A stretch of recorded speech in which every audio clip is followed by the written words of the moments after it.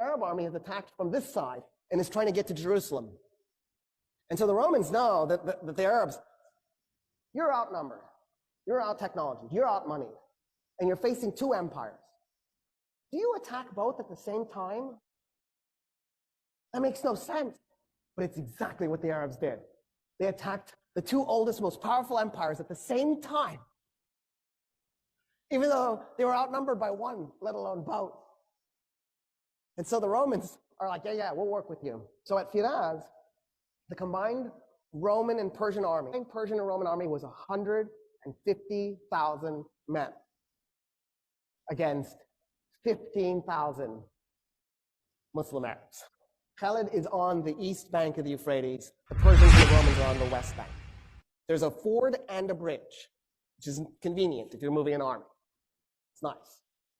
And so Khalid needs the Persians and the Romans to cross the river to fight. So he very politely backs his army up from the bridge and the ford and split it into three 5,000-man units. Like that. And he put one upriver, one downriver, and then pulled the other one away from the river. And he just waited. So the Persians and the Romans start to cross the bridge and they're also crossing the ford at the same time. And he waits and he waits and he waits. When 50,000 Persians and Romans had crossed the Euphrates, he blew a horn. The men that were up and down river attacked them by going along the riverbank and tried to then merge at the bridge and the ford so that they would cut the guys who had crossed off from the guys on the other side.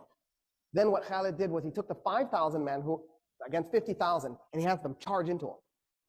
And he had his men as thin as possible. And then he backs his men up.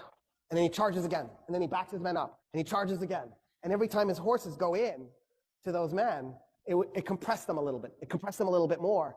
So after a while, the Persians and the Romans are so compressed they can't move their arms, they can't swing their weapons. He's just compacted them together. And they realize what he's done to them. And they panic. And they turn around to run back to the river to cross it. 50,000 men turning all at once to stampede. You could hear the bones breaking. And then the Muslim Arabs just went in and started killing them as they're running. By the time the battle was done, 200 Muslim Arabs were dead. 50,000 Persians and Romans were dead.